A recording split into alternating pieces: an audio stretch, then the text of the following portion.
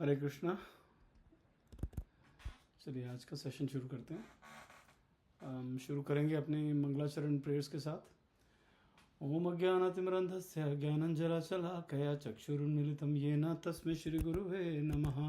श्रीचैतन्यमनोभीष्टं स्थापितं येन भूतले स्वयं रूपा कदा मह्यं ददाति स्वपदान्तिकं। वन्देऽहं श्रीगुरो श्रीयुतपदकमलं श्रीगुरुन् वैष्णवंश्च श्रीरूपं साग्रजातं सहगणरघुनाथान्वितां तं सजीवं साद्वैतं सावधूतं परिजनसहितं कृष्णचैतन्यदेवं श्रीराधाकृष्णपदान् सहगणललिता श्रीविशाखान्वितांश्च। हे कृष्ण करुणा सिन्धु दीनबन्धु जगत्पते गोपेश गोपिका कान्त राधाकान्ता नमोस्तुते। तप्त कांचन गौरांगी राधे वृंदावनेश्वरी वृषभानुसुत देवी प्रणमामि हरिप्रिये। वाञ्छाकल्पतरुभ्यश्च कृपा सिन्धुभ्य एव च पतितानां पावनेभ्यो वैष्णवेभ्यो नमो नमः। नमो विष्णुपदाय कृष्णपृष्ठाय भूतले श्रीमति कतुदासधिकारी इति नामिने। नमो विष्णुपदाय कृष्णपृष्ठाय भूतले श्रीमति भक्तिवेदांत स्वामी इति नामिने। नमस्ते सरस्वती देवे गौरवाणी प्रचारिणे निर्विशेष शून्यवादी पाश्चात्य देशतारिणे। जय श्री कृष्ण चैतन्य प्रभु नित्यानंदा श्री अद्वैत गदाधर शिवासादि गौर भक्त वृंद। हरे कृष्ण कृष्ण कृष्ण हरे हरे हरे राम राम राम हरे हरे। ओके, तो आज हमें शुरू करना है 241 से। पहले हम देखते हैं हम लोगों ने लास्ट टाइम में कहाँ पे ख़त्म किया था। 240 पे इसमें कृष्ण भगवान जो है वो अर्जुन को आदेश दे रहे हैं या उनको उसको सीख दे रहे हैं। तो इसमें वो बोलते हैं कि इस प्रयास में ना तो हानि होती है ना ही ह्रास, अपितु इस पथ पर की गई अल्प प्रगति भी महान भय से रक्षा कर सकती है। तो यहाँ पे भगवान जो है वो अर्जुन को निष्काम जो योग है उसके बारे में बता रहे हैं। कहने का अर्थ है कि काम करो लेकिन भगवान के लिए करो, उसमें आस्था मत रखो। वो जब काम करते हैं तो उसके बारे में भगवान अब बता रहे हैं थोड़ा सा कि उसमें कोई कभी किसी को हानि नहीं होती। और स्पेशली जो स्पिरिचुअल हम जो आध्यात्मिक जगत अध्यात्म के बारे में जब भी बात करते हैं, अध्यात्म के लिए हम कुछ भी करते हैं तो बोलते हैं कि इसमें कभी हानि नहीं होती है। उनका कहने का अर्थ ये है, हम लोगों ने लास्ट टाइम ये डिस्कस किया था कि जैसे कि हम अगर घर बनाते हैं, फॉर एग्जांपल हम सारी उम्र कमाते हैं, उससे पैसा इकट्ठा करते हैं, उसका फिर घर बनाते हैं। घर बनाते हैं वो 20 साल 30 साल 40 साल हम उसको यूज़ करते हैं, 50 साल चलो 60 साल यूज़ करते हैं। या तो घर की मरम्मत करनी पड़ती है, घर गिर जाते हैं, या घर को आप यूज़ नहीं कर पाते। 40-50 साल आपने यूज़ किया, 60 साल यूज़ किया, उसके बाद हमारी जो है हम लोग ये दुनिया छोड़ के चले गए। अब वो जो घर है वो कोई और यूज़ कर रहा है, हमारा नहीं है। अब हमने दूसरा जन्म लिया तो उसमें क्या करेंगे, फिर से घर बनाएंगे। पुराना घर है, ऐसा तो है नहीं कि हाँ यार पिछले जन्म में मैंने बहुत मेहनत किया था, बहुत अच्छा घर बनाया था, मैं वही वापस वहीं भी जाकर रहूँगा, ऐसा तो नहीं है। तो हर बार हमें नया घर बनाना पड़ता है। ऐसा नहीं कि पिछली बार मैंने पीएचडी किया था तो इस बार मुझे पढ़ाई करने की ज़रूरत नहीं पड़ेगी, फिर वही नर्सरी केजी से शुरू करना पड़ेगा हर बार। तो कहते हैं कि वो हमें हर बार करना पड़ता है। वो हर बार ये जो चीज़ें, ये ऐसी पढ़ाई जो है ये हर बार शुरू होती है, हर बार ख़त्म हो जाती है। लेकिन ये जो पढ़ाई है, ये जो आध्यात्म की पढ़ाई हम करते हैं, ये हमारे साथ साथ रहती है हमेशा। तो जो आपने पिछले जन्म में किया होगा वो आपको भी याद रहेगा। याद कैसे रहेगा, आप ऐसा नहीं कि एक एक श्लोक आपको याद है सब कुछ, लेकिन आप जब उसको पढ़ना शुरू करोगे आपको जल्दी से वो जल्दी आपको समझ में आना शुरू हो जाएगा वो। ठीक है, वो जल्दी समझ में आना शुरू हो जाएगा। तो वो है यहाँ का मतलब। और एक तो ज्ञान इस तरह का है कि श्लोक कौन सा है, कौन से नंबर पे कौन सा श्लोक है, ये एक ज्ञान है। एक है कि वो कहना क्या चाह रहा है, भगवान कौन है, हम कौन है, आत्मा क्या है।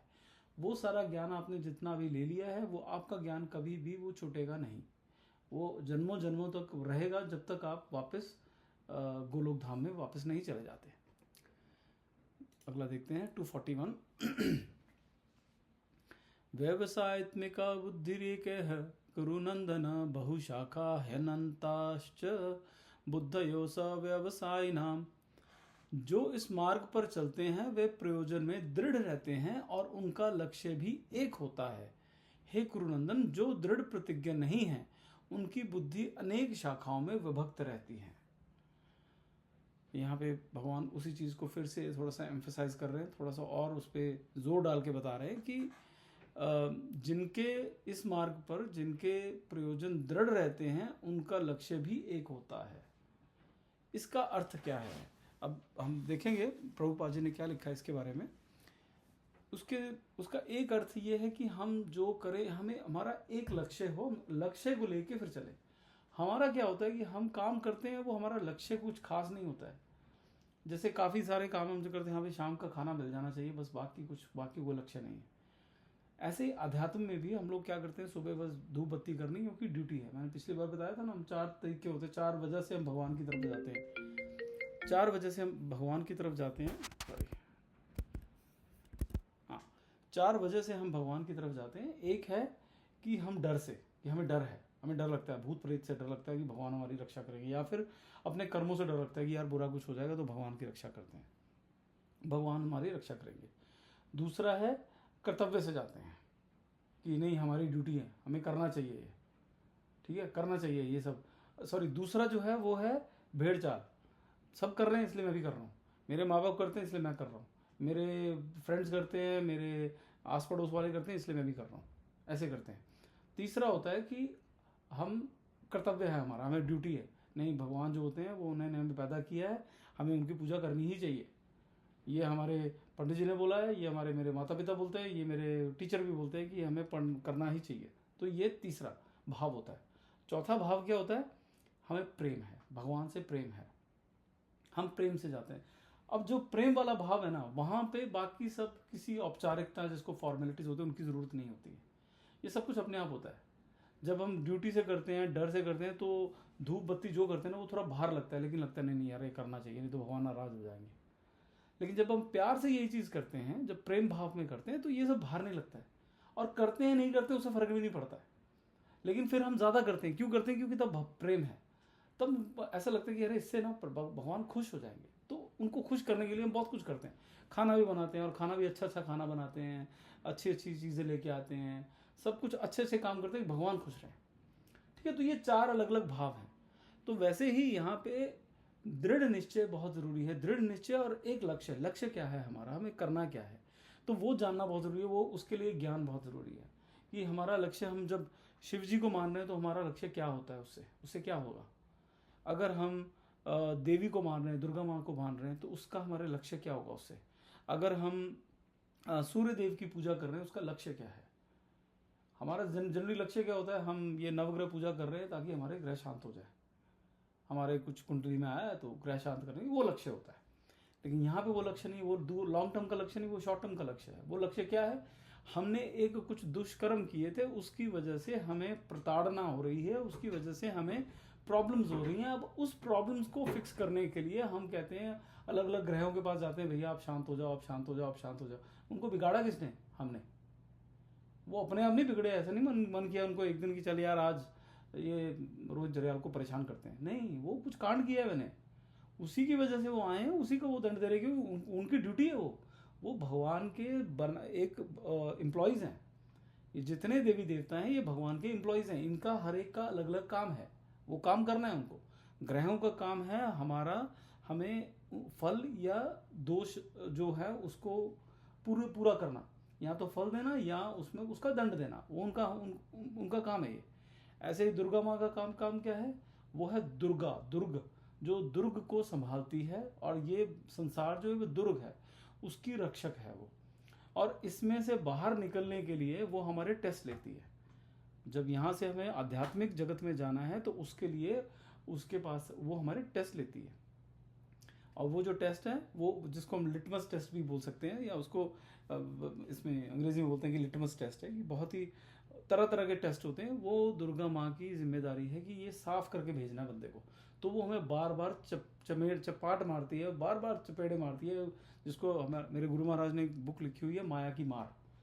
माया क्यों मारती है? वो इसलिए नहीं मारती कि वो हमें परेशान करना चाहती है, वो हमें साफ कर रही है। बचपन में जैसे बच्चों को हम हल्का हल्का मारना पड़ता है, उनकी गलतियों पे उनको मारना पड़ता है, उनको समझ में नहीं आता उनको मारना पड़ता है। तो वो एक आई थिंक कबीर या किसी का तो दोहा है ना, कि जब वो जो कुम्हार है वो जब घड़ा बनाता है, वो बाहर से तो बड़े प्यार से उसको सहलाता है, बड़े प्यार से शेप देता है, अंदर से वो मारता है, हल्का हल्का उसको मारता है। तो वही दुर्गा माँ का काम है, वो हमें मार मार के हमें ठीक करती है, हमें साफ करती है। हमारा जो चरित्र है, हमारा जो हमारी जो आत्मा और परमात्मा का जो मेल है, उसके अंदर जो धूल जमी हुई है उसको साफ करने की कोशिश करती है वो। ठीक है, तो एनीवेज चलिए अब देखते हैं कि प्रभुपाद क्या कह रहे हैं इस मामले में। सो प्रभुपाद कहते हैं कि एक दृढ़ विश्वास की कृष्ण चेतना द्वारा व्यक्ति को जीवन की सर्वोच्च पूर्णता तक ऊपर उठाया जा सकता है। ये दृढ़ विश्वास होना चाहिए कि कृष्ण चेतना द्वारा व्यक्ति को जीवन की सर्वोच्च पूर्णता क्या है? वापस धाम जाना, वो सर्वोच्च पूर्णता है। कि हम सबसे सुंदर बने, वो नहीं है ये, सॉरी, वो इसका एम नहीं है। वो सर्वोच्च पूर्णता वो नहीं है कि हम सबसे बढ़िया बने, सबसे सुंदर बन जाएं, सबसे ज़्यादा पैसे वाले बन जाएं, वो सर्वोच्च नहीं है। सर्वोच्च पूर्णता है जब हम गोलोक धाम के लायक बन जाएं। तो फिर प्रभुपाद कह रहे हैं, कृष्ण भावनामृत में व्यक्ति का दृढ़ उद्देश्य ज्ञान पर आधारित होता है। वासुदेव सर्वम इति स महात्मा सुदुर्लभः। कृष्ण भावनामृत वाला व्यक्ति एक दुर्लभ अच्छी आत्मा है जो पूरी तरह से जानता है कि वासुदेव या कृष्ण सभी प्रकट कारणों की जड़ हैं। ये बहुत इंपॉर्टेंट पॉइंट है कि पहले तो उन्होंने बोला कि ज्ञान जो है ज्ञान पर आधारित है, उद्देश्य जो है, जो हमारा दृढ़ उद्देश्य है वो ज्ञान पर आधारित है। जितना हमें ज्ञान होगा हमारा उद्देश्य भी वही होगा, और उसमें कितनी दृढ़ता है उसी पे बेस्ड होगी। अब बचपन में किसी ने बोल दिया यार इस पढ़ाई का कोई फायदा नहीं है, क्या उद्देश्य होगा उस बच्चे का? वो बच्चा आगे पढ़ पाएगा? वो अगर पढ़ेगा भी तो वो यार फायदा है नहीं, लेकिन ठीक है करना है, डिग्री लेनी है तो वो पढ़ लेगा, लेकिन उसको वो फायदा नहीं। जिसको पता है नहीं मुझे ये करना है, मुझे ये बनना है, मुझे ये चाहिए और ये करने से ही मिलेगा, वो पूरी जी जान लगा देगा नहीं मुझे ये चाहिए और उसके लिए मुझे ये करना है, ये करना ही करना है मुझे। ठीक है, अब उसके बाद प्रभुपाद कहते हैं कि जो कृष्ण भावनामृत वाला व्यक्ति जो है ना, वो एक दुर्लभ अच्छी आत्मा है। दुर्लभ अच्छी आत्मा कृष्ण भावनामृत वाले को क्यों बोला, बाकी किसी को क्यों मना किया? तो इसमें क्या वो पार्शियलिटी कर रहे हैं? नहीं, पार्शियलिटी नहीं कर रहे हैं। वो हमारे जो ग्रंथ हैं उनमें ये सब ही लिखा है, ऐसे ही बताया गया। और कैसे बताया गया है कि जैसे अब एग्जाम्पल लेते हैं, जैसे अगर आपने वीडियो गेम्स खेली हो तो वीडियो गेम्स में क्या होता है, और वीडियो गेम्स में मूवीज भी देखी है, जैसे एक्शन मूवीज देखी है, उसमें हीरो जो है वो मारता रहता है, एंड में क्या होता है, सबसे जो तगड़ा विलेन है उसको मारता है। अब अगर ध्यान से देखा जाए तो सबसे पहले क्या होता है, छोटे मोटे, इनफैक्ट उनको छोड़ते हैं हम, श्री राम जी की बात करते हैं। श्री राम जी जब इनसे रावण से युद्ध करना था तो उससे पहले कितने छोटे मारते रहे, राइट? वो कैसे हुआ? सबसे पहले जो है वो सबसे छोटे वाले राक्षस मरे, फिर आगे आगे जैसे बढ़ते गए बड़े, उससे बड़ा, राइट? फिर एंड में या सबसे बड़ा राक्षस मार दिया। वीडियो गेम में भी ऐसे होता है, शुरू में छोटे छोटे जो हल्के से फाइटर्स होते हैं वो आते हैं, उनसे आप जीतते रहते हो, फिर एंड में आता है सबसे तगड़ा वाला फाइटर। वैसे ही जैसे यहाँ पे प्रभुपाद जी ने जैसे कहा कि अच्छी आत्मा है जो पूरी तरह से जानता है कि वासुदेव या कृष्ण सभी प्रकट कारणों की जड़ है। तो जो दुर्लभ अच्छी आत्मा है ना, वो सब चीजें देख चुका है उसने, बाकी सब जो है ना, सारे देवी देवता सबको देखा उसने, सबको समझा, कौन क्या करता है, किस तरह से पैदा हुए, उनका उद्देश्य क्या है, हर देवी देवता का क्या कार्य है, और वो आपको जब आप उनकी भक्ति करोगे, पूजा करोगे, तो आपको उससे क्या मिलेगा। ठीक है, अब ये मिलेगा वो वाला नहीं है कि कितना पैसा मिलेगा, अगर मैंने 10 रुपये इनको चढ़ाए तो 100 रुपये मिलेंगे वापस, की नहीं मिलेंगे। अगर मैंने 10 रुपये का नारियल चढ़ाया है तो मेरे को 1000 मिलेगा, नहीं मिलेगा? अरे नहीं भाई, उस वाले मंदिर में जाओ, उसमें 10 का चढ़ाओ तो 1000 मिलता है, यहाँ चढ़ाओ तो 10 का 20 मिलता है। ऐसा वो वाला नहीं है ये, राइट? जनरली हम लोग का ज़्यादातर कई बार ऐसा करते हैं हम लोग, लेकिन ये उसकी बात नहीं कर रहे हैं। ये हम बात कर रहे हैं कि जब हम जब देवी माँ का या इनको हम समझते हैं तो उनका समझ में आता है कि हमें लोक कौन सा मिलेगा, वो मतलब है उसमें। कि जैसे अगर मैं सूर्य देव की उपासना कर रहा हूँ तो सूर्य देव मेरे को क्या देंगे। जैसे कि मैं एग्जांपल लेता हूँ, जैसे रावण है, रावण ने किसकी उपासना की थी? ब्रह्मदेव की, कि मुझे ये चाहिए। ब्रह्मदेव को सबसे पहले क्या बोला उन्होंने? मेरे को अमरता का वरदान चाहिए। ब्रह्मदेव बोले अरे भाई मैं अमर नहीं हूँ, तुम कहाँ से अमर हो जाओगे? ठीक है, ये हम लोगों ने कभी ध्यान से सुना नहीं, ना ही जहाँ पे हम लोगों ने देखा वो उसको बड़े ध्यान से बहुत ज़्यादा समझाते हैं, क्योंकि वो समझ बोलेंगे तो बहुत सारे और क्वेश्चन खड़े हो जाएंगे, भाई अब ब्रह्मदेव की उम्र है, हमारा ब्रह्मदेव खत्म हो जाते हैं। यस, ब्रह्मदेव जो है उनकी उम्र भी 100 साल है, लेकिन उनका 100 साल जो है वो कैसे है, जैसे हमारी भी उम्र 100 साल है, ब्रह्मदेव की भी उम्र 100 साल है, लेकिन उनका एक दिन जो है उसमें 1000 चतुर्युग क्रॉस हो जाते हैं। 1000 चतुर्युग जब जाते हैं तो उनका एक दिन खत्म होता है और उनकी उतनी बड़ी लंबी रात होती है। और इस तरह से जब हम एक दिन और एक रात बोलेंगे तो 100 वर्ष की उनकी आयु होती है। तो वो बोले यार मेरी ही आयु नहीं है, मैं ही अमर नहीं हूँ, तुम्हें कहाँ से अमरता का वरदान दे दूँ मैं। तो आप जहाँ पे जा रहे हो, अब यही वो शिव जी से मांगते तो थोड़ी और एक्स्ट्रा मिल जाती। शिव जी का भी वही है, शिव जी जो है वो थोड़ा सा डिफरेंट कंसेप्ट है। जो ब्रह्मा जी हैं वो हर 100 साल बाद फिर से जीवित होते हैं। 100 साल बाद उनका जब 100 साल होता है ना, तो सारा ये जो पूरी सृष्टि है, पूरा जो यूनिवर्स है, ये वापस महाविष्णु में लीन हो जाता है। मैंने शायद अगर आपको याद हो तो बताया था कि महाविष्णु, या जिनको कारणोदक्षाय विष्णु भी बोलते हैं, उनके शरीर में हमेशा हमारे शरीर में छोटे छोटे छेद हैं जिसमें से पसीना बाहर आता है। ऐसे ही महाविष्णु के शरीर में भी बहुत सारे छेद हैं, उनके हर छेद में से बहुत सारे यूनिवर्स या अंतरिक्ष जो है, ये नॉट अंतरिक्ष बस हाँ यूनिवर्स जो है ये आते हैं। ठीक है, उसमें से अंतरिक्ष जो है वो बाहर निकल के आते हैं। हर एक उनके छेद, हर शरीर के हर छेद में से बहुत सारे ऐसे यूनिवर्स जो है वो बाहर निकल के आते हैं, ब्रह्मांड वो बाहर निकल के आते हैं। और हर ब्रह्मांड में विष्णु है, ब्रह्मा है और महेश है, हर ब्रह्मांड में। तो सोचिए करोड़ों अरबों ब्रह्मांड है और करोड़ों अरबों ब्रह्मा विष्णु महेश है, लेकिन कृष्ण एक है। ठीक है, अब इसके बारे में फिर कभी बात करेंगे कि कैसे एक हैं। लेकिन कमिंग बैक टू कि किस तरह से हम मानते हैं कि कितना है क्या नहीं है, मतलब किसका कितना आयु है। तो मैं आपको बता रहा था कि जो ब्रह्मा है उनकी 100 वर्ष आयु है। तो हम जिस देवी देवता के पास जा रहे हैं, हमें उस हिसाब से हर एक का अपना एक मूड होता है, हर एक की अपनी तरह की शक्ति है और लेकिन उनकी सबकी शक्ति लिमिटेड है, एक सीमा है उनकी शक्ति की। चाहे आप सूर्य देव के पास जाइए, चाहे आप ब्रह्मदेव के पास जाइए, ठीक है, इन सभी देवी देवता जो है, हम आप अपने कुल देवता के पास जाइए या किसी भी ऐसे देवता के पास जाइए, देवी देवता के पास, उनकी जो ताकत होती है वो सीमित होती है, एक सीमा तक चलती है, उसके बाहर नहीं चलती। लेकिन जो कृष्ण है, जो ब्रह्म जिनको बोलते हैं, उनकी ताकत असीमित है, वो हर जगह चलती है। जब आप फिर मैं एग्जाम्पल लेके बात करता हूँ, जब आप शिव जी के पास गए, जैसे जो रावण है वो शिव जी के पास क्यों गए, जितने भी राक्षस हैं ये शिव जी के पास क्यों जाते थे सारे वर मांगने, शिव जी या ब्रह्मा जी के पास, ये विष्णु के पास क्यों नहीं जाते थे? क्योंकि शिव जी भोलेनाथ हैं, वो जो आप मांगोगे आपको दे देंगे। ब्रह्मा जी जो आप मांगोगे आपको दे देंगे। कृष्ण जी जो आप मांगोगे वो नहीं देंगे, कृष्ण जी आपको वो देंगे जो आपको, जिसकी आपको जरूरत है, जिससे आप उनके पास वापस आ सको। रावण को जब वो सारे वरदान मिले, उससे क्या हुआ, वो दूर हो गया भगवान से, वो पास नहीं आया, वो दूर हो गया और दूर हो गया।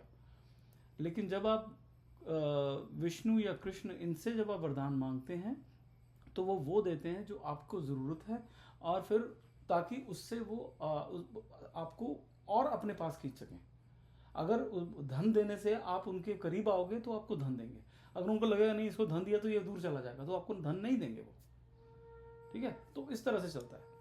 एनीवेज, तो बात हम ये कर रहे थे कि दुर्लभ अच्छी आत्मा जो वो क्या होता है, ये आत्मा दुर्लभ इसलिए कि ये आत्मा जो है वो सारे देवी देवता को चेक कर चुकी है, उनके बारे में ज्ञान अर्जित कर चुकी है, और समझ में आ गया कि नहीं, ले देके कृष्ण जो है, जो वो देंगे वही हमें चाहिए, बाकी सब जो देंगे वो टेम्परेरी है, वो आज देंगे कल नहीं होगा।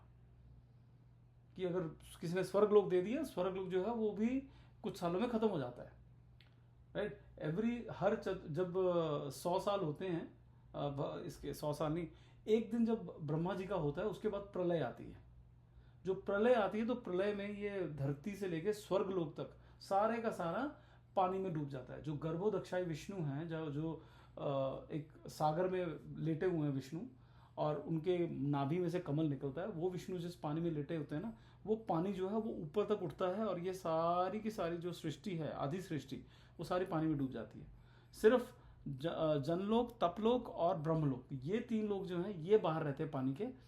बाकी सारे ये स्वर्ग लोक वगैरह जो इंद्र के लोग हैं, ये सब पानी के अंदर होते हैं, ये सब नष्ट हो जाते हैं।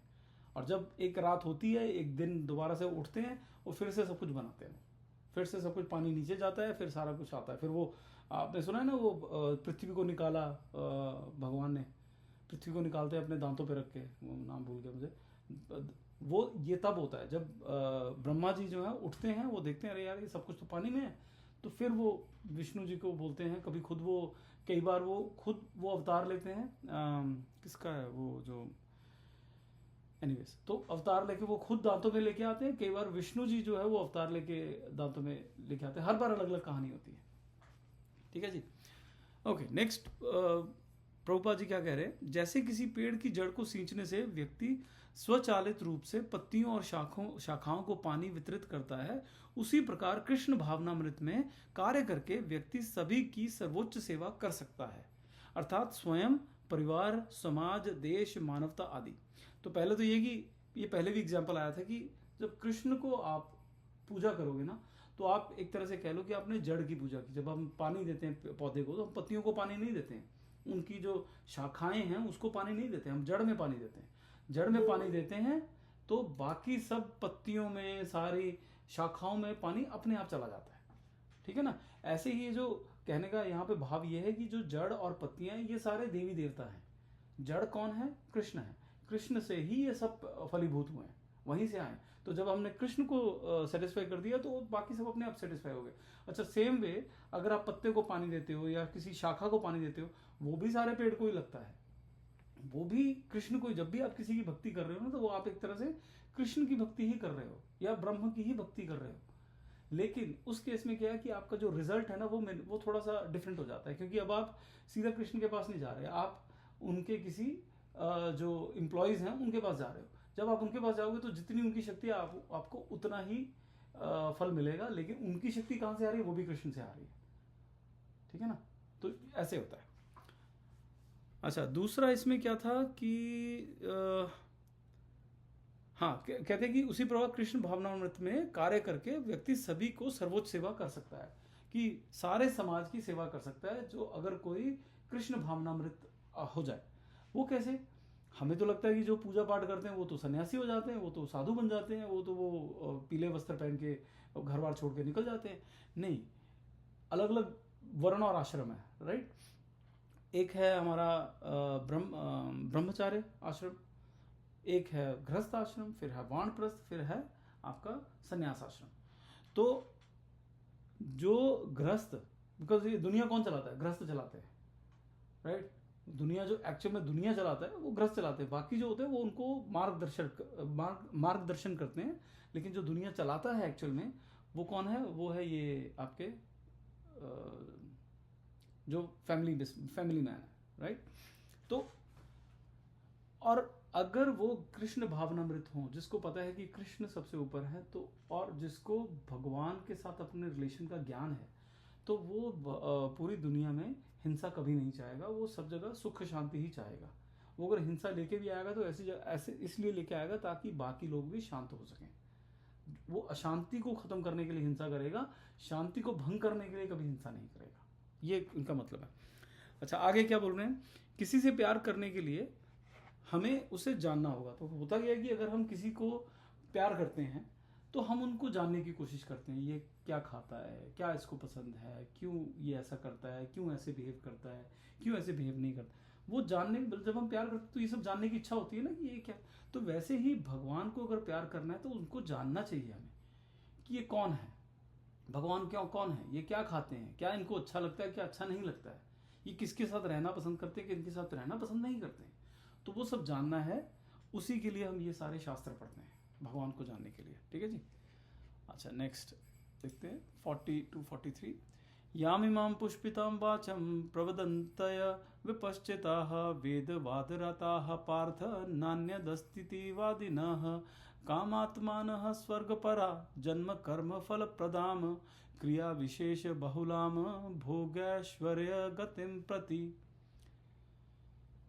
अल्पज्ञानी मनुष्य वेदों के उन अलंकारिक शब्दों के प्रति अत्यधिक आसक्त रहते हैं जो स्वर्ग की प्राप्ति, अच्छे जन्म, शक्ति इत्यादि के लिए विविध काम कर्म करने की संस्तुति करते हैं। इंद्रिय तृप्ति तथा ऐश्वर्यमय जीवन की अभिलाषा के कारण वे कहते हैं कि इससे बढ़कर और कुछ नहीं है। ये हमने थोड़ा थोड़ा इसके बारे में पहले बात किया। तो प्रभुपाद देखते हैं क्या बोलते हैं। प्रभुपाद कहते हैं कि आमतौर पर लोग बहुत बुद्धिमान नहीं होते हैं और अपनी अज्ञानता के कारण वे वेदों के कर्म कांड भागों में अनुशंसित सकाम गतिविधियों से सबसे अधिक जुड़े होते हैं। ज़्यादातर हमको ये लगता है ना, क्योंकि ये अध्यात्म वगैरह जो है इसको समझना कई बार हमारे पास नहीं होते समझाने वाले लोग। तो क्या हमको क्या होता है कि इस ये करेंगे तो ये वाला हवन करेंगे तो नौकरी मिल जाएगी, ये हवन करेंगे तो सेहत अच्छी हो जाएगी, ये हवन करेंगे तो घर में बच्चा हो जाएगा, ये हवन करेंगे तो और ज़मीन बढ़ जाएगी हमारी, और ज़मीन खरीद पाएंगे, अच्छी फसल हो। तो हम लोग उसी में फंसे रह जाते हैं। वो गलत नहीं है करना, वो गलत नहीं है, इसको गलत नहीं करे, लेकिन कहते हैं उसका, क्योंकि अगर वेदों में लिखा है तो उसका कोई वजह है, वो है, उसका कुछ काम है, लेकिन वो फाइनल डेस्टिनेशन नहीं है। हमें उससे आगे बढ़ना है। हम सिर्फ उसी में रह जाते हैं कि हाँ ये करेंगे तो हमारे बच्चे ठीक हो जाएंगे, ये करेंगे तो हमारे उसकी शादी अच्छी हो जाएगी, ये करेंगे तो पोता पोती या दोता दोती ये सब ठीक रहेंगे। हम उसी में रह जाते हैं, उससे आगे बढ़ना है हमें, उसकी बात कर रहे हैं यहाँ पे। ठीक है, आगे आगे देखते हैं क्या कहते हैं। वे स्वर्ग में जीवन का आनंद लेने के लिए इंद्र संतुष्टिदायक प्रस्तावों से अधिक कुछ नहीं चाहते हैं, जहां शराब और महिलाएं उपलब्ध हैं और भौतिक समृद्धि बहुत आम है। वेदों में स्वर्गीय ग्रहों पर चढ़ने के लिए कई बलिदानों की सिफारिश की गई है, विशेषकर ज्योतिष्टोम बलिदान। ऐसे बहुत सारे बलिदान, मतलब बहुत सारे ऐसे हवन हैं जिसमें हम आहुति देते हैं या बलिदान या ये बलि देते हैं अलग अलग तरह चीज़ों की। तो ऐसे बहुत सारे हैं जिससे हम बहुत कुछ कर सकते हैं कि ये लोक में जाना, अच्छा ये वाला हवन करो पहुंच जाओगे। कुछ आसान होते हैं, कुछ मुश्किल होते हैं, लेकिन उस जैसे मैंने अभी बताया स्वर्ग जो है, स्वर्गवासी जिसको बोल दिया, स्वर्गवासी का क्या मतलब, वो तो रहेगा वहाँ पे मे बी 10-15-20 हज़ार साल, राइट। उसके बाद तो वापस यहीं आना है फिर, मे बी 5,000 साल, जितने भी उसने अच्छे कर्म किए होंगे वो वहाँ जाएगा, वहाँ पे रहेगा 2-4 हज़ार साल के, हो सकता है 100 साल बाद ही वापस आ जाए और फिर वापस यहीं पे आएगा। और अगर हम बोले अरे 20,000 साल तो बहुत होते हैं, भाई उसको पूछे जिसका वो 20,000 साल का लास्ट डे है, उसके लिए फ़र्क नहीं पड़ता उसको कि मैंने 19,000 साल बहुत अच्छा काम, 19,999 साल मैंने बहुत इंजॉय किया। उसको लग रहा नहीं भैया मेरे को तो और करना है, मेरे को, मैं तो वापस नहीं जा रहा, मुझे तो नहीं जाना। ये तो वही हो गया ना कि हाँ भाई एक जो किसी को मृत्युदंड दिया, नहीं ठीक है तेरे को मृत्युदंड जो है, तू अभी 100 दिन बाद है ना, तू 99 दिन मस्त ऐश कर, और 99 दिन जाके पूछो भैया अब तो तूने बहुत इंजॉय किया, चल अब मरने चलते हैं, तो वो बहुत खुश होगा? नहीं, वो खुश नहीं होगा, वो तब नहीं, मेरे को और करना है, मेरे को ये इंजॉय करना है। तो वो ही यहाँ पे कह रहे हैं। फिर आगे है कि वेदों के कर्म कांड खंड में कहा गया है कि जो लोग 4 महीने की तपस्या करते हैं वे हमेशा के लिए अमर और खुश रहने के लिए सोम रस पीने के पात्र बन जाते हैं। इस धरती पर भी कुछ लोग इंद्रिय संतुष्टि का आनंद लेने के लिए, मजबूत और उपयुक्त बनने के लिए सोम रस लेने के लिए बहुत उत्सुक है। ये समझा जाता है कि नंदन कानन नामक उद्यान है जिनमें दिव्य सुंदर महिलाओं के साथ संगति करने और सोमरस शराब की प्रचुर आपूर्ति होने का अच्छा अवसर है। ये स्वर्गलोक की बात की जा रही है कि वहाँ पे ये सब है, सब कुछ है ये सब। और बाकी भी जो हम अगर धर्म देखें तो उनमें भी ऐसी ऐसी चीज़ें बताई जाती हैं ना, ब्यूटीफुल वुमेन होंगी, वाइन होगी, यही होता है ज़्यादा। तो वो हमारे स्वर्गलोक में भी वही कहता है कि वही है, लेकिन बस फ़र्क ये है कि हमारे धर्म में स्वर्गलोक इज़ द बिगिनिंग, जो हमारे हेवनली प्लैनेट जिनको बोलते हैं उनमें से वो स्टार्टिंग पहला, वो उसके आगे बहुत कुछ है। बाकी धर्मों में उससे आगे किसी को समझ भी नहीं आता है कि क्या होता है, उनको लगता है वहाँ गए तो बस वहाँ गया और कहीं कुछ नहीं है, इसके ऊपर कुछ नहीं है। और लेकिन हमारे इसमें ग्रंथों में साफ साफ बोला गया कि भाई वो सब कुछ नहीं है, उसके आगे बहुत कुछ है, वो भी टेम्पररी है, परमानेंट समथिंग एल्स, परमानेंट कुछ और है। परमानेंट जो है वो सिर्फ लोगों को खाना खिला के या गरीबों को दान दे के या गरीबों के बच्चों को पढ़ा के या उनको जूते दे के या उनको उससे वो आपको नहीं मिलेगा, उसके लिए भक्ति ही करनी पड़ेगी। ये सब करने से हमें स्वर्गलोक मिल सकता है, लेकिन आध्यात्मिक लोक जिसको कि वैकुंठ लोक या गोलोक बोल रहे हैं वो नहीं मिलता है, बिल्कुल नहीं मिलता है। अच्छा वैसे ही आज खैर इतना ही करेंगे, लेकिन मैं एक स्टोरी सुनाता हूँ, इसमें से भागवतम में से है, एक कहानी है पुरूरवा और उर्वशी की, ऐसे ही। सो पुरूरवा कौन है? ये है अर्जुन के जो वंशज हैं, अर्जुन के पीछे जो दादा परदादा परदादा ऐसे वो हैं। जब आपको याद होगा कि जब अर्जुन 1 साल के लिए अपना स्वर्गलोक में गया था, जब इनको वनवास हुआ था ना, 12 साल का वनवास था और 1 साल का अज्ञातवास था, तो तो 1 साल के लिए, 1 साल में वो अर्जुन जो है वो इंद्र उनको ले गए थे स्वर्गलोक में। अब वहाँ पे जब उर्वशी आई थी तो उर्वशी वहाँ पे आई, नहीं 1 साल अज्ञातवास में नहीं, उससे पहले 12 साल के उसमें, जब वो शस्त्रों के लिए भाग दौड़ कर रहे थे तो इंद्र ले गए थे उनको वहाँ पे। वहाँ पे बहुत कुछ किया गया, वो बहुत लंबी कहानी है।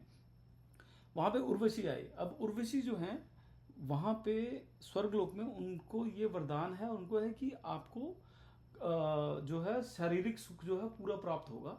वो आप जिसको भी चाहोगे वो आपको शारीरिक सुख उनसे प्राप्त होगा। अब उन्होंने देखा इनको अर्जुन को, और अर्जुन को उन्होंने देखा हवस की निगाह से।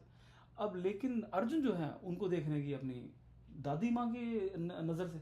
क्यों? क्योंकि पुरूरवा जो कि इनके पूर्वज थे, उनके साथ उर्वशी की शादी हुई थी, उनके साथ विवाह हुआ था। तो उन्होंने नज़रें नीचे कर ली।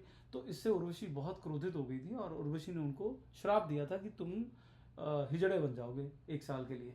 और वही वाला श्राप जो है वो अज्ञातवास में काम आया था उनके। ठीक है।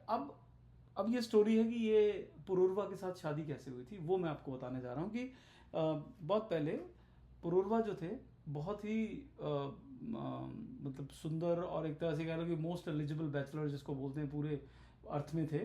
तो उस टाइम पे किसी वजह से उर्वशी और उसकी सहेलियाँ वो पृथ्वी पे आई हुई थी घूमने फिरने के लिए।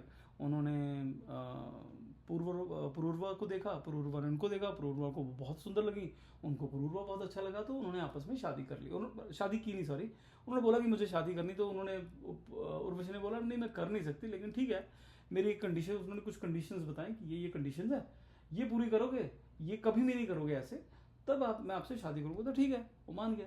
अब क्या हो कि कुछ समय बाद, अगेन लॉन्ग स्टोरी शॉर्ट, कि वो कंडीशन कहीं पे फेल हुई और उर्वशी उनको छोड़ के चली गई।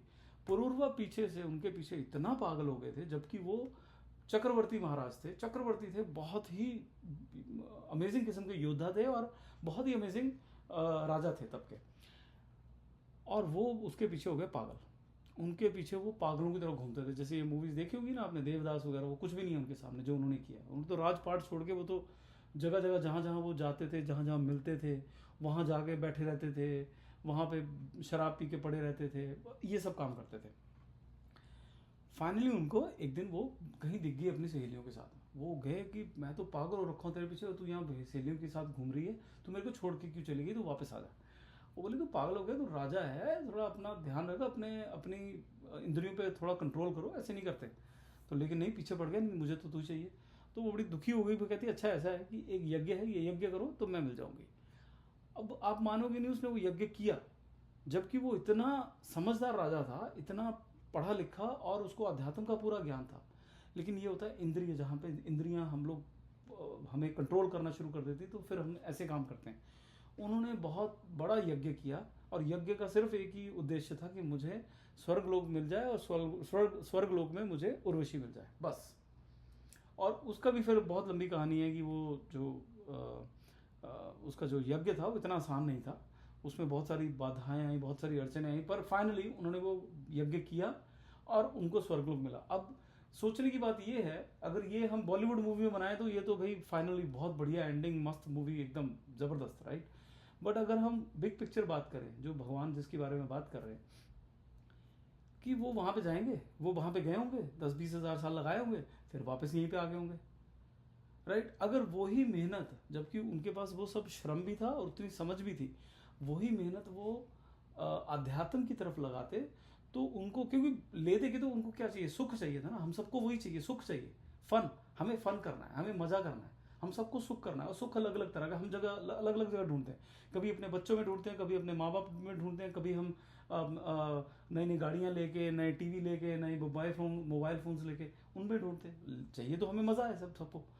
तो उनको वो मज़ा, सबसे बड़ा मज़ा कहाँ है, अध्यात्म जगत में, वैकुंठ धाम में, गोलोक धाम में, वहाँ पे है मज़ा।